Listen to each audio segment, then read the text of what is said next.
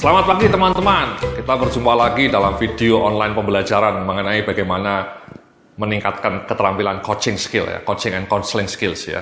Jadi bagaimana Anda sebagai seorang atasan, sebagai seorang supervisor, atau sebagai seorang manager, atau sebagai seorang team leaders, itu punya keterampilan untuk mengcoach anak buah Anda sehingga anak buah Anda menjadi lebih tangguh kinerjanya ya. Menjadi manusia-manusia yang lebih produktif ya. Tidak berkele, tidak abal-abal, tapi menjadi anggota tim yang kinerjanya cemerlang. Ya. Nah, dalam sesi sebelumnya kita sudah bicara mengenai bagaimana menjadi seorang coach yang baik, karakteristiknya ya, apa saja karakteristik seorang coach yang baik. Kemudian yang kedua kita juga sudah bicara mengenai elemen-elemen apa yang harus dimunculkan, dirajut ya, demi sebuah sesi coaching yang bagus. Ya. Nah, dalam sesi pagi ini kita akan bicara mengenai bagaimana membangun communication yang skills yang bagus ketika kita melakukan coaching, ya Mas ya. Karena kan coaching itu seperti yang tadi saya bilang adalah one-on-one meeting.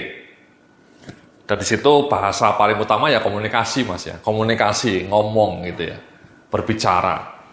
Nah, bagaimana kita berbicara dengan bagus, dengan pas, dengan elegan supaya coachingnya menjadi lebih produktif, lebih maknyus. Ya, bukan sesi coaching yang tidak menggairahkan, yang tidak inspiring. Ya. Nah, di dalam sesi ini ada beberapa prinsip komunikasi untuk coach yang baik ini. Ada 7 prinsip komunikasi yang bagus untuk seorang coach. Ya. Mari coba kita bedah ya satu demi satu ya. Di slide berikutnya ini ya, di slide 21 ya. Jadi prinsip yang pertama ini seperti ini Mas. Haluskan kata kamu atau ubah kata saya untuk menghindari suara yang seolah menekan ya. Daripada Anda bilang kamu harus melakukan seperti ini, Rina kamu harus melakukan ini, Pak Slamet kamu harus melakukan seperti ini, itu menurut pengamatan kita tidak wise ya. Lebih bagus Mbak Rina, bisakah Anda melakukan ini, atau Pak Slamet kira-kira bisa nggak Anda melakukan ini. Itu bahasa yang lebih indah. Jangan Pak Slamet kamu harus melakukan ini ya. Rina you have to do this gitu. Itu kalimat yang menekan Mas, yang represif. Kalau bisa ya lebih sopan lah ya. Mbak Rina, boleh nggak kira-kira Anda melakukan seperti ini? Atau kira-kira bisa nggak Anda melakukan seperti ini? Itu bahasa yang lebih pas. Nah, kemudian yang kedua ini Mas, fokus pada solusi. Bukan pada permasalahan. Ini kunci nih Mas, nomor 2. Daripada mengatakan kita kehabisan susu, lebih baik kita mengucapkan kita akan pergi berbelanja untuk membeli susu. Ini sering nih Mas ya, kalimat sederhana tapi menunjukkan betapa kita sering menemui seperti ini. Di kantor-kantor itu kalau meeting one on one atau one to many itu sering bilang, kendalanya seperti ini Pak, kita kehabisan spare part Pak. Ya, mesinnya breakdown lama Pak karena spare partnya tidak ada. Ya. Orang purchasing-nya belum beli gitu. Atau misalnya kita susah jualan Pak karena dolarnya naik. Ya, itu bahasa-bahasa problem. Kenapa kita nggak fokus solusi ya? Alih-alih mengatakan spare partnya habis. Oke Pak, minggu depan kita mengupayakan supaya spare partnya sudah datang ke pabrik. Itu kan solusi Mas, solution based. Ya. Jadi fokusnya pada solusi Mas, jangan bilang kendala-kendala, problem-problem gitu ya. Nanti di dalam sesi modul lainnya saya cerita itu lebih detail Mas ya. Anda tolong lihat nanti video modul mengenai 7 Habits of Highly Productive People. Di situ saya mengatakan bahwa kultur kita itu memang sering ketika ngomong tanpa sadar lebih banyak ngomong masalah, problem. Ya, misalnya kita kehabisan susu, kita kehabisan spare part, Pak. Ya. Karyawannya tidak bersemangat. Ya. Atau misalnya sumber dayanya tidak ada. Itu semua negatif ya, problem-problem. Kenapa kita nggak bilang spare partnya akan kita beli, Pak? Karyawannya akan kita coach Pak supaya menjadi lebih segar. Sumber dayanya akan kita usahakan supaya ada. Kalaupun tidak ada, kita akan mencari alternatif. Itu kan bahasa yang lebih fokus pada solusi Mas. Ya. Nah, ketika Anda meeting itu sering saya temui itu di klien-klien saya itu ngomong selalu, wah sulit ini Pak, kita susah ini kerjasamanya dengan orang pabrik. Ya, kita susah mengatur scheduling ini Pak, karena sibuk. Itu bahasanya sudah langsung kendala. Kita selalu fokus solusi. Kalau kita sibuk ya mari Pak kita akan cari waktu supaya waktunya pas. Penjualannya susah Pak karena dolarnya jelek, itu kan masalah Pak. Oke Pak, kita akan berpikir secara kreatif supaya penjualan kita tetap jalan meskipun ekonomi agak sulit. Kita akan cari solusinya, no matter what. Terus fokus pada solusi, Mas. Ya, jadi Mas ya, jadi nanti ketika Anda sesi coaching itu bahasanya jangan seperti tadi ya, kita kehabisan spare part gitu. Tapi fokus pada solusi, Mas. Ya, itu prinsip kedua, Mas. Fokus pada solusi. Ya, itu Anda beli Renso, kalau bisa beli Renso, Mas ya. Otak kita di brainwash ya, dicuci otak kita. Hilangkan kata-kata tidak bisa, masalah, problem dari otak kita. Di brainwash, di delete. Pakai Renso, Mas ya. Oke. Nah, kemudian yang ketiga sama ini, Mas. Mirip ini, Mas ya. Kalau bisa bahasanya itu positif. Alih-alih bilang, kita tidak dapat melakukan itu sampai minggu depan. Lebih baik kita mengatakan seperti ini, Mas. Kita dapat melakukan hal itu minggu depan. Gitu. Itu kan beda, Mas, nuansanya. Ya.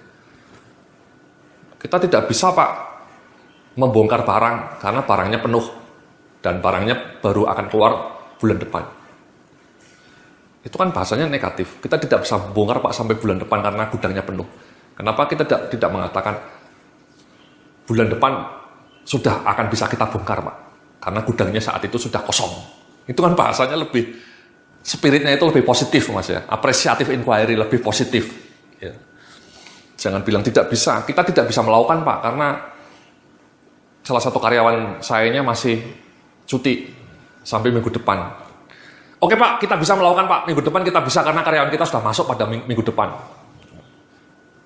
Itu kan bahasanya lebih positif Mas. Ya. Ini satu yang kelihatannya simple gitu Pak. Sederhana, sepele, tapi menurut ahli-ahli bahasa yang negatif itu kalau terlalu sering kita ucapkan membuat kita menjadi makin negatif Mas. Ini ahli linguistik yang mengatakan Mas ya, ahli linguistik. Sebaliknya kalau kita sering merayakan kalimat-kalimat kita dengan bahasa yang lebih positif, kita dapat melakukan hal itu Pak minggu depan. Kita akan membeli susu Pak yang sudah habis, kita akan membeli, itu bahasanya positif. Itu akan membuat kita menjadi lebih optimis Mas. Dan optimis itu penting untuk membuat kemajuan kinerja. Ya. Oke, itu nomor 3 Mas. Nomor 4, Anda lihat lagi ya, mengambil tanggung jawab, jangan menyalahkan ya, daripada ngomong ini bukan kesalahan saya. Ini sering terjadi nih Mas. Ini bukan kesalahan departemen saya, ini salahnya departemen marketing, ini salahnya departemen produksi, ini salahnya departemen purchasing, beli barang lama banget. Ini salahnya orang finansial, nggak bayar-bayar sama vendor. Itu bahasa yang blaming kayak gitu itu nggak wise Mas. Again itu kultur negatif. Lebih baik kita mengatakan apa yang dapat kita lakukan untuk menyelesaikan tantangan itu, menyelesaikan masalah itu.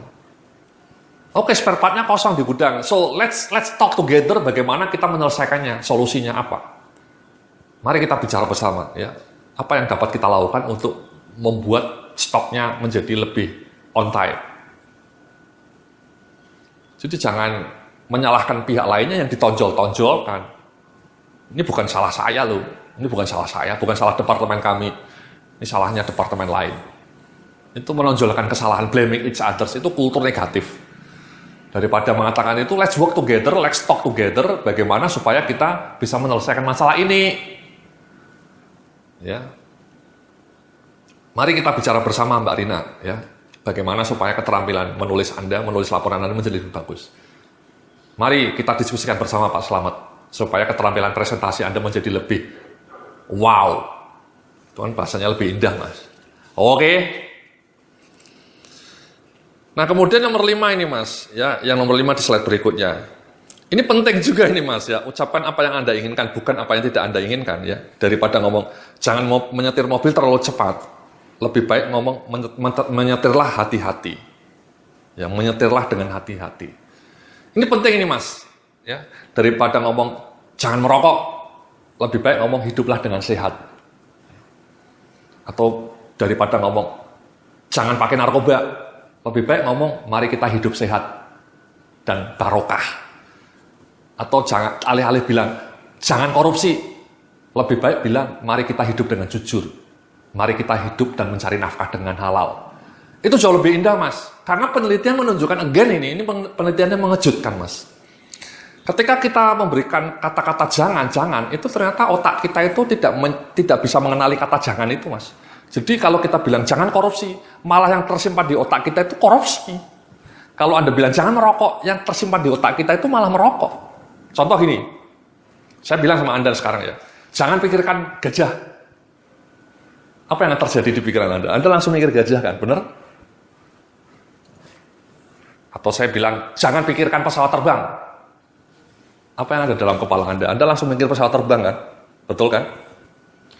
Jadi ketika Anda mengatakan jangan merokok, jangan menyetir terlalu cepat, itu malah membuat orang menyetir cepat, Mas. Malah dia merokok. Dan itu pernah terbukti, itu penelitian di sebuah negara, kota di California sana, bikin kampanye, Mas. Kampanye mengenai drug, anti-drug. Slogan-slogannya itu, no drug, say no to drug. Ya.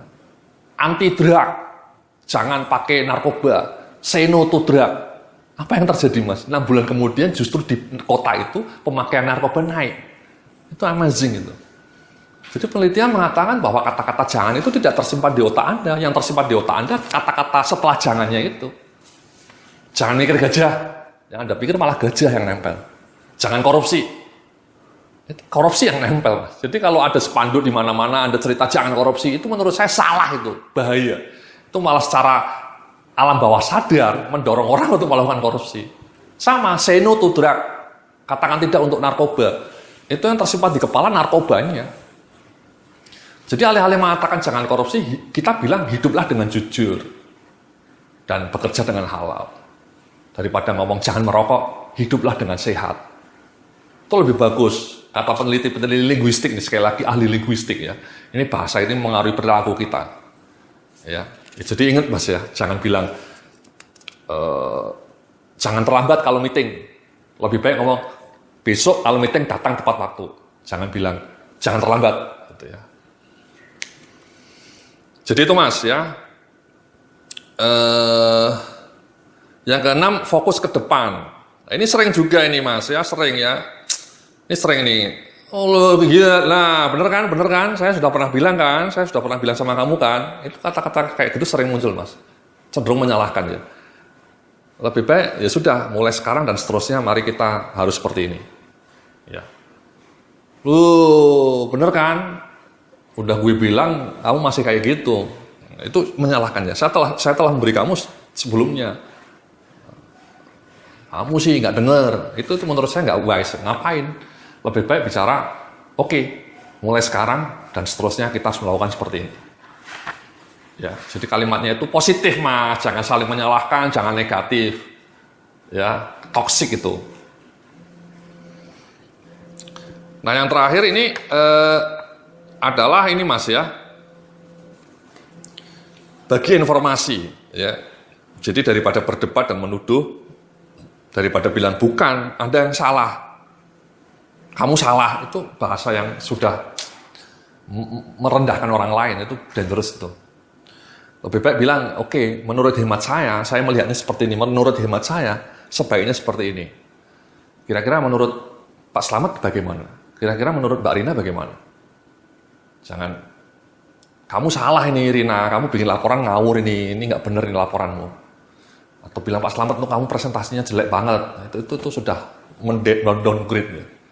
Dan pernah ada sebuah studi, memang ini ekstrim ya, jangan pernah mengkritik orang lain Mas. Ini penting juga nih. Jangan sekalipun Anda mengkritik orang lain. Tadi apresiatif inquiry mengatakan jangan terlalu sering. Bahkan kalau bisa jangan mengkritik atau mencari kelemahan. Lebih baik fokus pada apa yang sudah bagus, mengapresiasi. Ya. Jadi kalaupun kita mau memberikan pandangan yang berbeda, disagreement ya kita bilang yang menurut hemat saya sebaiknya seperti ini. In my humble opinion ya, IMHO ya. In my humble opinion kira-kira seperti ini. Menurut you bagaimana? Jadi jangan menyalahkan Mas, jangan blaming each others. Oke? Jadi itu Mas 7 prinsip komunikasi yang harus Anda ingat ya Mas ya. Anda bisa baca ulang itu di materinya, bisa Anda download ya. Anda pelajari dengan sungguh-sungguh ya. Fokus pada positif ya, positive side, jangan negative thinking. Nah di slide berikutnya Anda bisa melihat ini Mas ya, menggali informasi dengan ears ya. Ears itu telinga Mas ya. Singkatannya explore, I-nya mengajukan pertanyaan, affirm, menyatakan kalau Anda mendengarkan ya. Reflect ya, bahwa Anda memahaminya. silence, lebih banyak dia mendengarkan, ya, mendengarkan dengan penuh aktif, ya. Jadi explore, ya, menanyakan, ya. Saya itu sering ketemu teman-teman lama kuliah, Mas, teman-teman saya kuliah yang lama, teman-teman SMA. Itu mereka suka ketemu saya karena selalu ketika ketemu itu saya lebih banyak menjadi pendengar dan saya mengajukan banyak pertanyaan. Bagaimana kabarmu, anakmu bagaimana? Anakmu sudah sekolah di mana? Itu pertanyaan-pertanyaan seperti itu membuat mereka bersemangat menceritakan keluarganya. Dan kemudian saya selalu mencoba mengencourage, wah hebat ya anak Anda ya. Anak Anda luar biasa ya. Bisa masuk ITB misalnya. Bisa kuliah di luar negeri misalnya. Apresiasi, Mas, ya, mengapresiasi. Lebih banyak bertanya dan mendengarkan. Saya kalau ketemu reuni-reuni itu saya lebih banyak berada pada pihak yang mendengarkan dan bertanya. Ears, ya, karena saya suka mendengarkan cerita orang lain. Nah sama, Mas, kalau Anda coaching itu sebaiknya ya lebih banyak menjadi pendengar, ya. Sekali lagi kalau anak buah Anda memang punya pendapat, ya. Jadi affirm, ya. Untuk mendengarkan lebih aktif ya ini, Mas, ya, perhatikan penampilan fisik, bahasa tubuh. Ya, bahasa tubuh yang tepat akan membantu kita untuk fokus pada pembicara, ya, dan mendorong pembicara untuk lebih banyak memberikan informasi. Perhatikan sisi mental, ya, ikuti arah pikiran pembaca, dengarkan untuk bisa memahami, jangan menilai, dengarkan dulu, baru melakukan penilaian.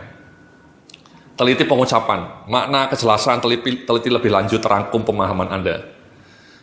Ya, jadi bahasa tubuh, Mas, ya, ketika Anda mendengarkan, ya Anda serius kayak gini, seperti ini, oh gitu ya, oh I see, gitu. Jangan ketika anak buah Anda cerita, Andanya sambil kerok-kerok upil gitu, Mas, ya, wah, sambil ngantuk, wah, itu ngawur itu, ya. Atau malah Anda main-main handphone, ya, chatting, itu kan ngawur. Handphonenya kan sudah di off tadi. Jadi Anda perhatikan dengan seksama, tatap matanya gitu, ya. Kemudian Anda memberikan parafrase, oh gitu ya, maksudnya gitu ya Mbak Rina, ya. Oh, oke. Masukan yang bagus itu Mbak Rina. Oke, that's good. Itu kan bahasa yang encourage, ya, Mas, yang sportif. Oh gitu Pak Slamet ya. Oh I see Pak Slamet. Oke, that's good gitu, ya. Jadi bahasanya harus lebih banyak menampilkan bahasa positif, Mas. Jangan sambil ngantuk kamu dengerinnya. Tidur aja, Mas, kalau kayak gitu. Oke. Nah, di dalam slide berikutnya ini, Mas, ya, tadi ya, kalau Anda mau menjadi pendengar yang baik, ya, melihat ke pembicara, ya, mengetahui bahasa tubuhnya, mengambil nuansa pembicaraan, jadi active listening itu namanya. Mengajukan pertanyaan, ya, tadi eksploratif, memberikan waktu bagi pembicara untuk menekankan pikiran. Jangan ketika pembicaranya ngomong, kamu sudah berpikir apa yang Anda mau omongkan, yaitu berarti itu Anda multitasking otak Anda. Anda tidak bisa konsentrasi mendengarkan omongan anak buah Anda. Kalau anak buah Anda ngomong, Anda sudah berpikir apa ya kira-kira yang mau saya omongkan. Itu otak Anda multitasking dan konsentrasi Anda malah pecah. Memberikan mereka kesempatan untuk menyelesaikan apa yang mereka katakan, ya, tetap santai, tenang, dan mengendalikan emosi, merespon dengan anggukan dan ya tadi, oke, I see, oke. Jadi seperti itu, Mas, ya, untuk menjadi pembicara yang baik, ya. Jadi kita aktif, ya, mendengarkan dengan bahasa tubuh penuh dengan perhatian, dengan mata yang menatap, kontak mata yang proporsional, gitu, ya, dan memberikan suportif. Jadi itulah, ya, keterampilan mendengarkan dikombinasikan dengan 7 prinsip komunikasi tadi yang sudah kita elaborasi, bisa membuat kita menjadi seorang atasan yang mampu memerankan coach yang baik, ya, coach, ya, bahasanya positif, dan kemudian mendengarkan dengan penuh perhatian, dan kemudian memberikan feedback yang konstruktif, sehingga anak buah Anda menjadi senang, ya, mendapatkan masukan yang bermakna, yang meaningful. Oke, terima kasih. Kita akan lanjutkan dalam video berikutnya. Selamat pagi.